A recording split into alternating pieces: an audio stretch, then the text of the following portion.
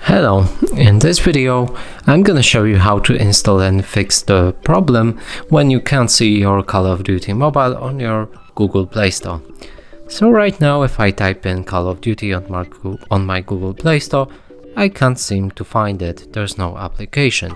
So in order to fix that, we'll need to go to our Google settings, Family, Parental Controls, and from here disable them right here.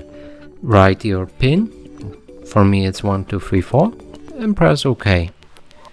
Now if we go back to the search and write our Call of Duty, we can see the game right here, and we can press on install to install it on our phone.